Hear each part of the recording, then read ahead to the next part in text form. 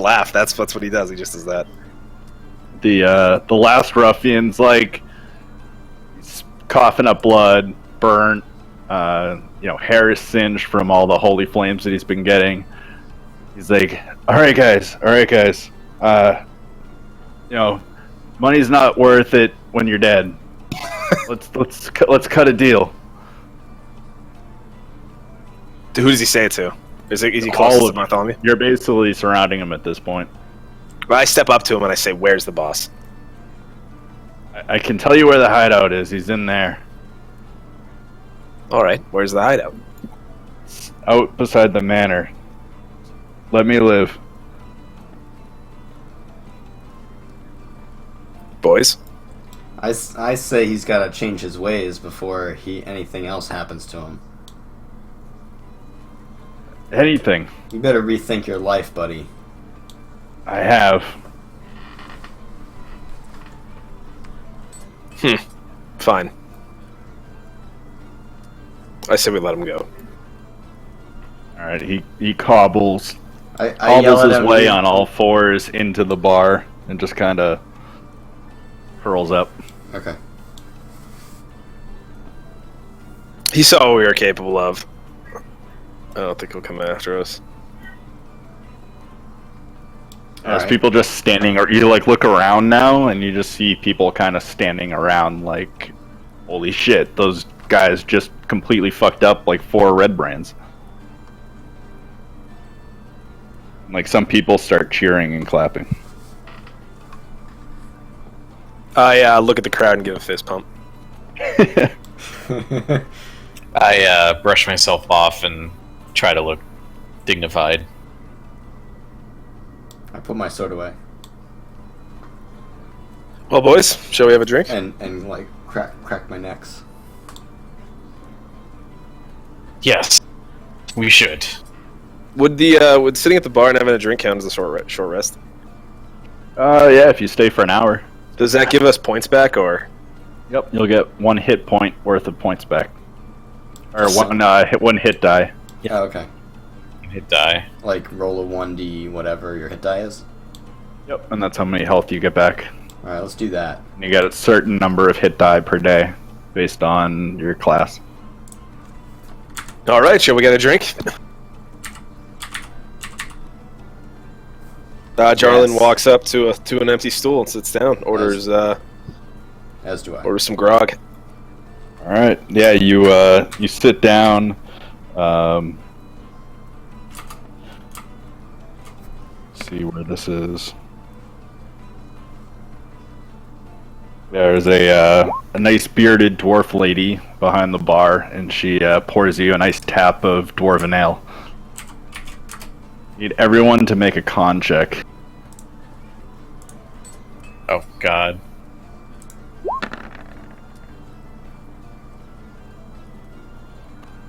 We know chugs it no problem. Bartholomew takes a sip and immediately starts spouting on a rambling tale about how he had dwarven ale and water deep and it had no effect, and then he passes out at the bar. That sounds about right. Rex continues that as well and falls down next to him. And Jarlin's just sitting there in the middle of the two. He just sees that both of his friends have been passed out drunk. Ugh. Alright, so I take a point of HP because I rolled crap. Or wait, no. Yeah, I get 3 points, so I'm at 15 out of 20. Alright. Well, looks like they couldn't hold their liquor, huh? I pay for the 3 of us, and I get up, put one on each shoulder, and start walking back to Stonehill Inn. Alright. So, yeah, you guys... So you would have spent like an hour there? Yeah. Let's say I waited an hour to finish my drink. Yeah, by the time you wake up, they're coming to. They've got a little bit of a hangover, but they're coming through. They're okay. Wake up and I'm like, oh, what happened? Well, my boy, it seems we got in a little deep with that dwarven ale. Have you had it before? I have, but nothing like that. It was a bit strong. I think your frail octagon body couldn't handle it. Tika on body.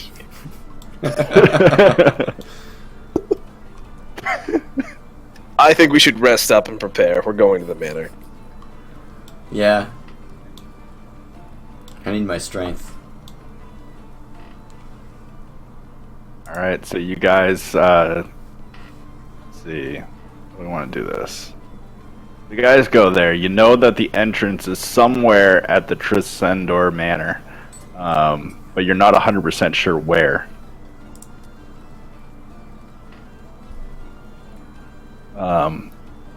You guys said you went to Stonehill? Hold on, yeah, I mean, like, tag Stonehill, or, I mean, we can decide, but I think we gotta rest to get full HP. Can we wait a day, or what time of day? It's still, like, this has been our whole day, so, alright. Yeah, I mean, it's pretty early morning. You guys only spent a couple minutes. You woke up in the morning, went down, talked to one person, had your morning fight. So it's probably 8 o'clock in the morning. Okay. If you went back and rested for like 8 hours, you'd be okay. We could use the darkness of night to help us. And again, we don't know where the entrance is. Well, wait. Now, gentlemen. We may not know where the entrance is, but there was a little lad that did. What was his name again? You can make a don't think we history asked. check if you wanted to try and remember where it was. Did we ask the guy his name? Yes. I didn't write it down. The little boy. Nat 20. Oh, nice, yeah. You not only remember the entire story about that Pip told you at the bar, but you remember that his friend's name is Carp. And Carp is usually hanging out with his mom at the Alderley farm. Oh yes. Carp. We need to. He knew the entrance. I'm pretty sure we could find this lad and get him to tell us where he went. Alright. Okay. Alright. So you guys make your way around, cut through a couple people's yards, and eventually find your way down to the Alderley farm, where you see a nice halfling woman working the property with her son. The wee folk. I didn't say that, by the way. What are you talking? They're halflings. They're hobbits. Ah. Being racist. Big feet. Bahamut's blessing unto you this morning. How fares the harvest? Morning, strangers. What can I do you for? And she puts both hands on the top of her shovel and looks up at you with a smile. We are just kind adventurers passing through, and we do enjoy our morning breakfast. We've come to understand that the Red Brands have been pressuring the good men at Stonehill Inn, cutting off our rations and making our bacon hard to come by. We seek to remedy this by finding the leader of the Red Brands, and we've come to determine that Carp, I believe, understands the entrance to their hideout. We merely wish to talk to the boy, understand where we should go. You see her face go from a big smile to a look of concern. Now, come here, good woman, good what woman. do you There will be need with no Carp? harm will come to this child. We just simply need to know where he went. And can I do like a persuasion check? Yeah. She's like, I don't know what you would need with Carp. He's a good boy, always here working on the farm. Of course he is. It's just what we just know. We heard tales that he perhaps wandered nearby while working and found the entrance, and we just very well would like to know where it is so that we can help this poor town. She gives a gleaming motherly stare at her son, like, oh boy, you're gonna get some shit. And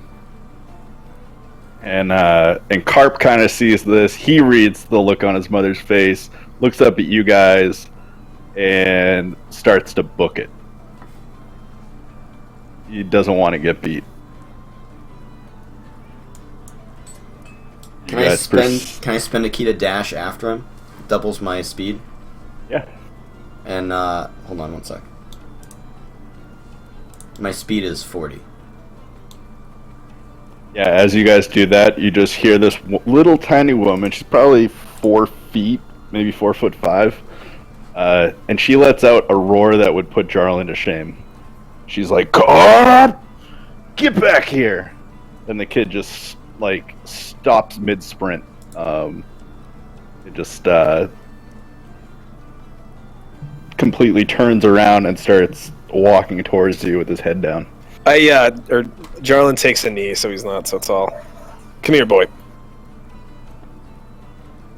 He slowly walks over, and she's like, "These men say you have some information that may be of use."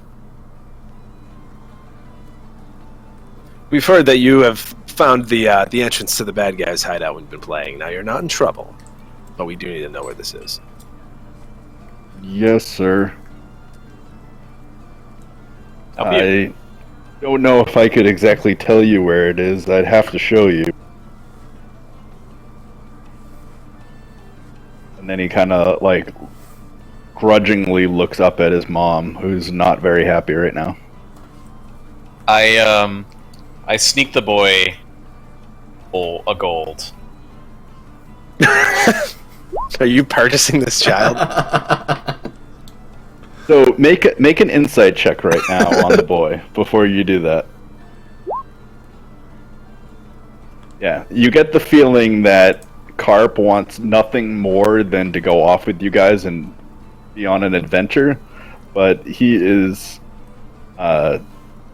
completely scared that his mom is gonna like pull out a giant wooden spoon, which for a halfling boy is gigantic. Do we and beat him with it. Did we catch the woman's name again?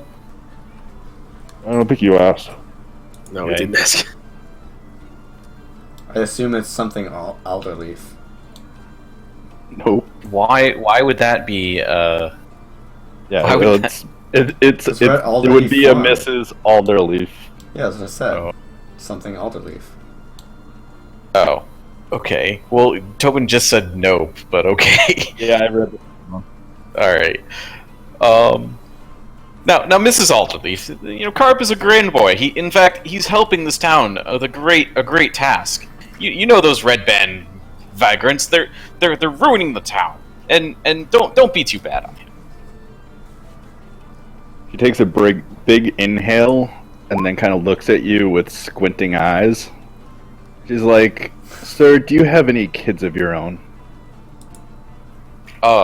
I mutter under my breath, maybe, and then like, oh no, I don't know.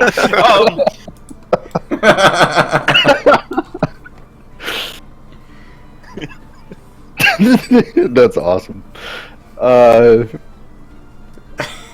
He's like, "This is the only possession I have in this world that is of any importance to me. I'm not gonna let him run off with you guys and your adventures and wind up dead." I assure you that once he shows us where the place is, we'll send him running for home. Make a persuasion check.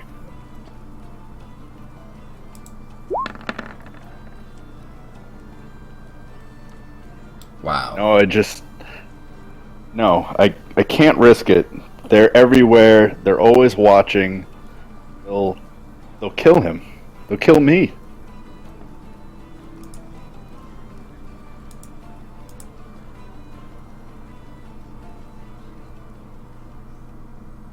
Now, madam, well, I understand that the danger of this task. So what I guarantee his personal safety. I will use all of my power. I will keep him safe. You can trust me. I'm a cleric. And while we're gone, I suggest that you head over to the Miners Guild and seek refuge with them while this all is going down. I would not be caught dead hanging out with Halia for more than 5 minutes. Well, where would She's you? such an angry, bitter woman. But she's one of the few people in the town who will stand up to the Red Brands. And while we are busy handling them, it is best that you're somewhere where they won't dare to budge or dare invade. All right, make a persuasion check. Don't forget, you still have your insight you could use. You could burn that to try and get a better roll. Inspiration. Inspiration, whatever it is. So I don't have to do audible, so I make movements to cast guidance on myself as well. Okay. Plus 1d4. Oh, nat 20. Yeah, she completely buys your story. All right, I won't even roll the 1d20. The 1d4. She looks at her son. She looks at you guys. She can see that her son can kind of see that she's coming around. And a single tear rolls down her right cheek, and she says, "Okay, just go. Bring him back safely, though." Thank you, madam. Thank you. All right. So, do you guys go off right away?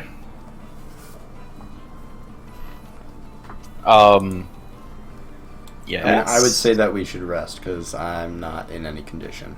I thought you rolled a hit dice. Yeah, I got a 1. Got a 1. What are you at, Jeff? I'm at 7. Out of how many points do you have? 13. Yeah, I'm hurt too.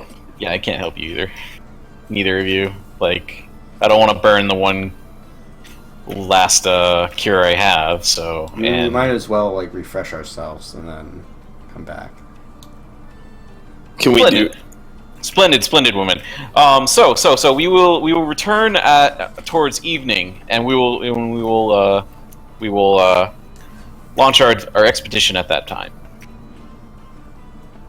Very well. Another tear rolling down her face. As we walk away, I'm like, that went rather well, didn't it? Right? I'd say that could have gone better. Alright, as you guys are heading back to the Stonehill Inn, give me a perception check, Rex.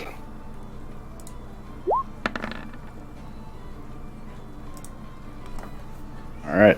Yeah, as you're coming back, the Shrine of Luck kind of catches your eye. There's this beautiful stone statue right here on the map. You see a young woman procuring it, but what really catches your eye is a small symbol that is actually a symbol you know very well as the symbol of Timora. Awesome. I know that. I'm gonna go over to the shrine and meditate a bit and do my thing. As you approach,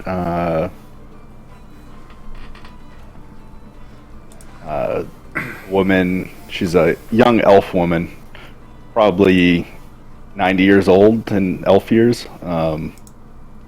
She nods at you. Are you a follower of Timora? I am. Hello, brother. How are you this fine day?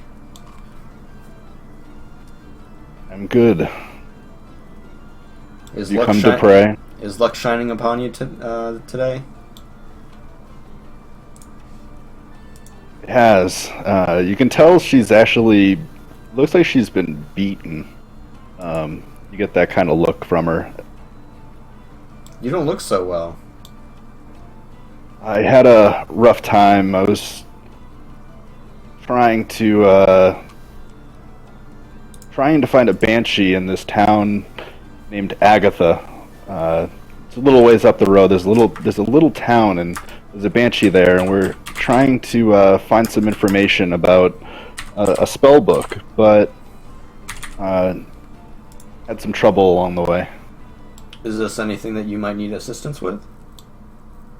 If you could find the banshee and Agatha and get her to procure, or at least tell us what's in the spell book, would be extremely helpful. So is Agatha the town? Agatha's the banshee. Oh, okay. And where is she? She's in a lair just outside of the town of Gorel. It's right up on the Tribor Trail, which you know is basically the road that you veered off of to come into Phandalin. The lair outside of where?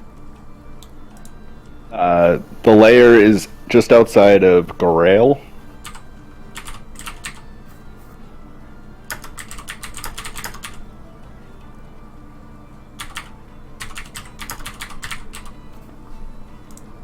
Okay. Yeah, I can I can look into this for you. You might be able to win her affection if you bring her something that may swing her vanity. Maybe a silver brush. He's alone, right? He's just there. Unless you guys have followed him over. Yeah, we probably haven't followed him, so okay. Yeah, I probably wouldn't have.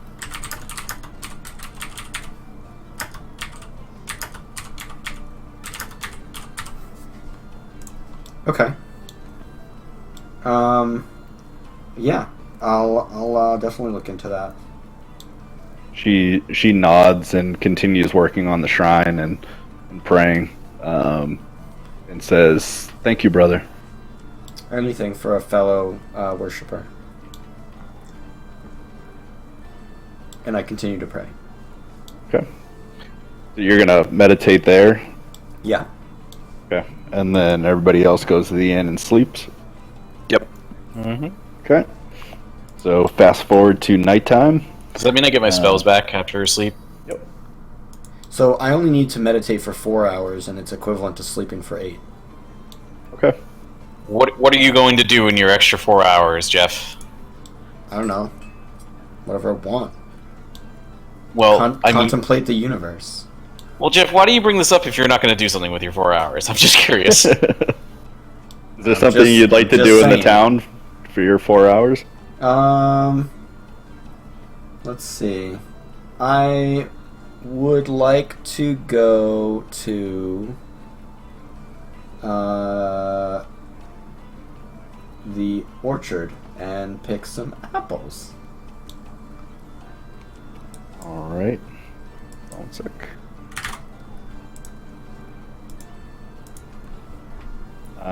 So as you go to the orchard, probably in the afternoon, you see there's a man working the property. He's a half elf, probably in his, he's probably well over 100 years old, but he looks like he's probably middle aged. He's got some silver hair, and a very fit build. You said he's well over 100 years old. He's a half elf. Oh, it's a half elf. Okay, I was like, but he looks 40. I'm like, how do we know this? and why is this not like reading, alarm? Sorry. Okay, I'll shut up. You're sleeping. Go to sleep. Alright, so is he taking notice of me, or am I just there? Yeah, he takes notice of you as you approach. He's undressing you with his eyes. I say, hi, good sir. I'm interested in your apples. Hello, sir. Yeah, we've got plenty. And he tosses you one. I catch it with lightning reflexes. You must be an adventurer. I am, sir. I was an adventurer once, retired now. Oh yeah? What happened? I've decided the life of adventuring just wanted to wind down a little bit. 100 years of slaying monsters and fighting for people. It just takes a toll out of you. For some strange reason, I thought you were going to say that you took an arrow to the knee. But exactly, I was like, wait for it. It seems that just, a couple of those. After a while, it just wears on you, and I agree. At times, it's challenging, but it's a lot of fun, and you get good rewards a lot of times. I agree. It's nothing like having your own homestead and having a community around you that supports you. Absolutely. Heard about what you and your boys did down at the Sleeping Giant. Oh yeah? Good stuff. I'm glad you approve. He lets out a laugh.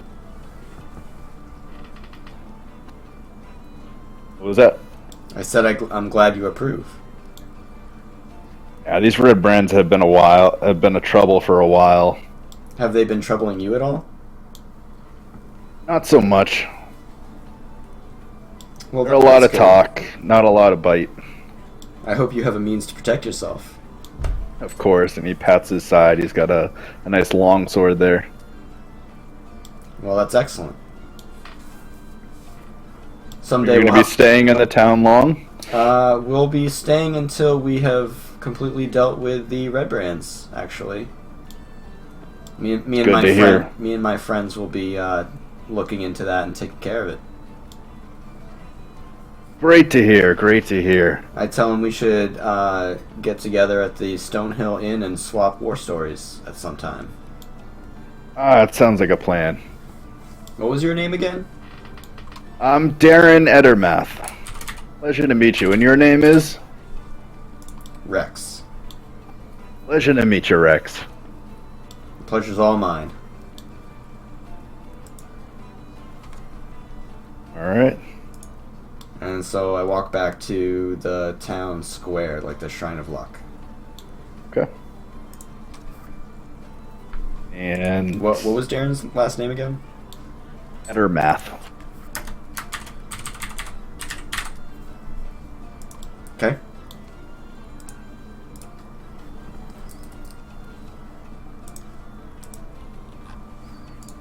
So are we awake yet, or? Yeah, so some time passes and eventually the sun starts to set and you guys wake up. Right. I pay for the night or whatever, walk outside and join Rex. Say, Bomba's blessing upon us. Shall we make way to the boy? Once Bartholomew wakes up, yeah. I was with Jarlin. I came out with Jarlin. Oh, okay, because I didn't hear that. Well, I mean, I'm not going to interrupt Squino. But yes, that's what happened. Okay. I came out with Jarlin. I say let's proceed. Okay. You guys make your way back down to Alderley Farm.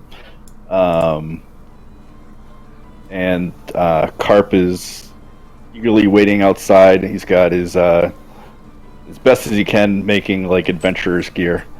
He really wants to. He's basically in his version of cosplay of what he thinks an adventurer looks like. Definitely overdressed. I say, well, you look ready for action. He's like, I'm ready to help, guys. I've always wanted to be an adventurer. Pretty easy to get to. Awesome. That's the You know spirit. the way. I take off my chainmail and I put it on the boy, All right. and it's huge. Yeah, it's gigantic. I mean, he's probably like 2.5 feet tall. So. I go over to Carp. I kneel down next to him. I'm like, now, boy, when we go into that cave, I need you to promise me that you're going to run back to your mother. Oh, but I want to be an adventurer.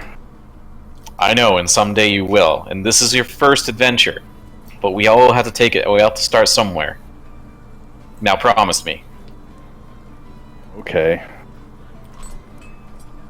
All right. We promised your mother that you wouldn't get hurt.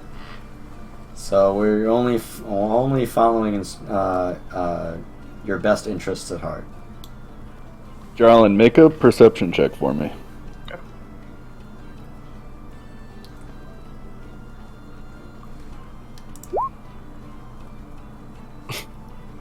Everything looks good to you. Anyone else wants to, they can. What are we looking at? I just making a random perception check. Rex catches it. Through the little bit of light in the shades of the house, he catches the single eye of the mother looking out the window, and she sees that he notices him and quickly closes the blinds. Before she closes the blinds, I give her a thumbs up. All right, and he's like, "All right, I'm ready when you are." All right. Lead the way. All right, takes